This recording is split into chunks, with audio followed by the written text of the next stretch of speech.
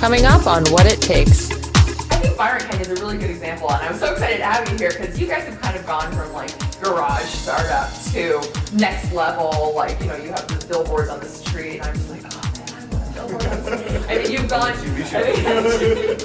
You guys have gone to scale, right? And as an entrepreneur, I think at every stage of the journey, there's different challenges. So I'm curious to know like what your challenges have been. You know, how your challenges have evolved going from that kind of an idea stage to a scaling stage.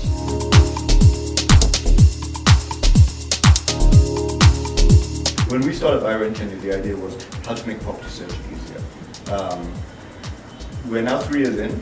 I sometimes ask myself, are we doing it correctly? And the idea was, you know, in the beginning, 1, you couldn't find property, and then 2, it was difficult because there was fraud and you had to pay people to go look at property, and it was just very difficult. There was no transparency. So I think what we've managed to get people to advertise online, so people have a very good idea of what an apartment in Killalesh is worth, what an apartment in Westlands is worth, in terms of rent. It's easier for them to contact agents. Where we still struggle, I think, is in terms of quality of listings. We still have a lot of people who will put stuff that's expired in the hope that you will call, and then they'll be like, sorry, that's not available, but let me show you something else. You know, the switch and bait. They're going against the type of transparency you're trying to provide. Exactly. Yeah. So there's an education in that side of the market, which, you know, the ethics of how people should operate as well. So we also hear reports of some people who list with us and then they ask for money to show apartments, and then we have to quickly get rid of them and really hold a high line there.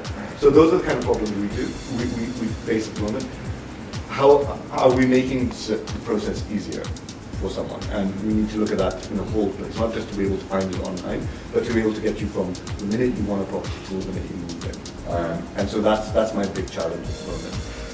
If I look back a year ago, the biggest challenge at the time was technology, getting the right people to help build. So again, finding good local talent to help build, especially on the UX and UI. You can always hire somebody to build probably the back end part, but the interaction is really important. How do people here want to interact with your website is really key. User interface and user experience. So, I think I'm a techie now, but I'm not. I go to conferences and throw out these words like I know what I'm talking about, but I don't. Gotta do it, fake it till you make it. Exactly. So staffing was definitely a big issue for us.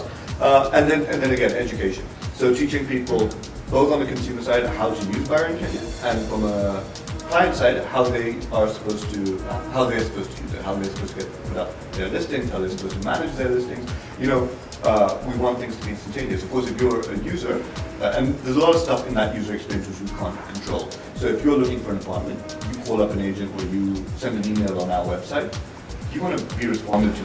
You want the response to come pretty quickly, right? Yeah. Not like 3 days later. So for us, it's a lot of education. It's like, look, because this is going to, you know, as soon as someone presses enter, you're going to receive an alert. They're still going to be at the computer, so this is the best time to call them. And we have statistics that say, you know, if you contact the consumer within the first minute, there's a 70% chance you will arrange a viewing. But if you wait 3 days, probably not, right? So lots of learning curves going on here, Lots like teaching people. That's something we're thinking about as well all the time. Like, people just need to be made aware of the benefits of technology to their businesses. Absolutely, and I think now my biggest issue is what is Real Estate Portal 2.0? So Real Estate Portal 1.0 is the simple model that works all across the world. It started in the UK, Australia, so all these developed countries. You get your agents and developers, they list their property. You then, so basically get all the content.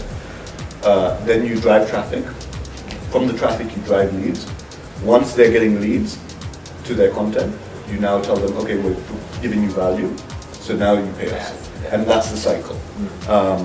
But I don't know if that's going to work here in the long run. One, our market in the real estate is very fragmented.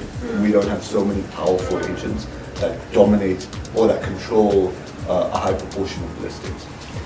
So for us to really work out what's Real Estate 2.0. Like how LinkedIn took job boards to that whole other level, that data-driven, connection-driven. Absolutely. Interesting. Absolutely, and also looking at our market, right? So if you look at developed markets, a lot of it, like probably where you're from, a lot of it is secondary market housing. Whereas over here, a lot of it's driven by new developments. So what's the product for new developers? Interesting. Are there any parallels, since you're doing Tintin and Byron at the same time? I'm curious to know if there's any like parallel experiences that you have on those two enterprise sides. In terms of business or as an entrepreneur? Yeah, as an entrepreneur, like, are there similar challenges or similar skills that you apply in those two businesses? No, they're actually really different. So I was going to. There was a great speaker who'd come down, and I'd gone to listen to him, and he was talking about the life cycle of a business, and comparing it to the life cycle of the human. So when you're a baby, a toddler, an adolescent, teenager, middle age, older person, and coming down. And he's like, and you treat your business that way. So, for example, if I were to ask you, where do you see Duma? If you were to put Duma in a life cycle, where would you see it? Would you see it as a baby, or as a toddler, or as a? I'm asking you. Kind of like a weird mutant between crawling baby and toddler. Right. So, yeah. And so, if you had a crawling baby and toddler, you need to give it a lot of attention, right? Yeah. Like I have a real toddler at home, and a real baby, and I can't leave them, right? Because now they walk everywhere, they open cupboards, and I'm like running after them all the time. Right. So. In terms of my business, that's where I would say Byron Ken is in the same place. It's at just toddler level. So you still have to watch it. You still have to really nurture it and take care and do everything for it.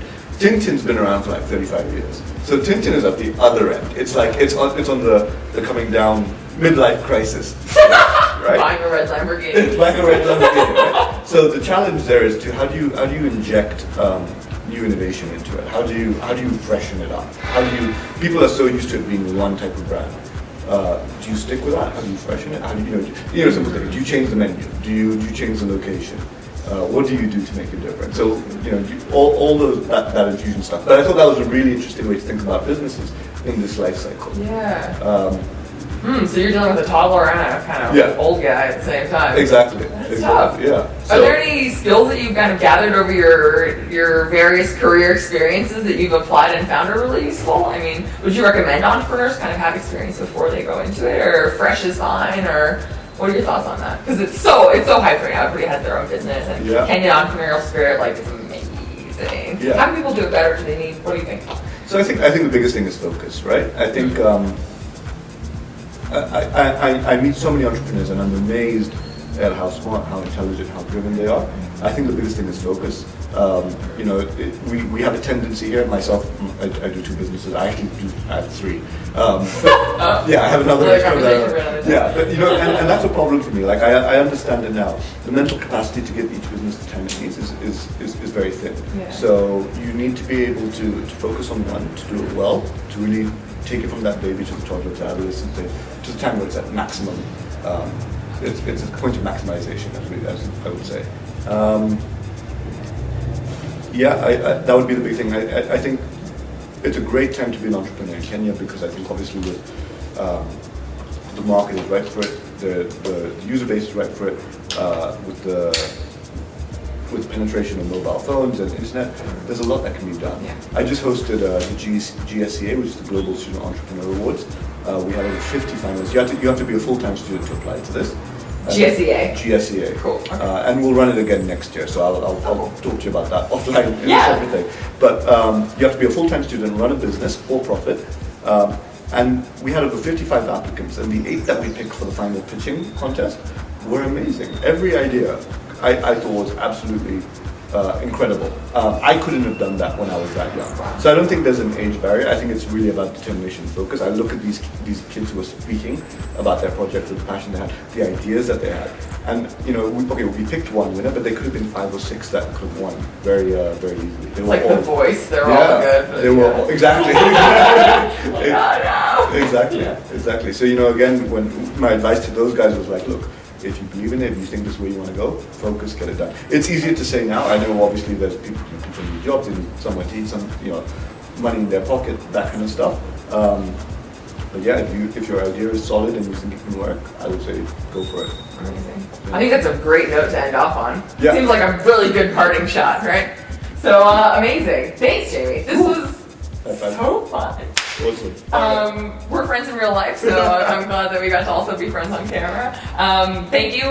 We will, Byron King is killing it. Tintin, right? Yeah. Chinese food. Yeah. Good. So thank you so much. I think it dropped a lot of knowledge on people, and hopefully they can take it and be inspired and make some great career choices, follow their heart, and build their own enterprises. Great. Thanks. Thank you. Cool. Stay tuned. What It Takes will be right back after the break.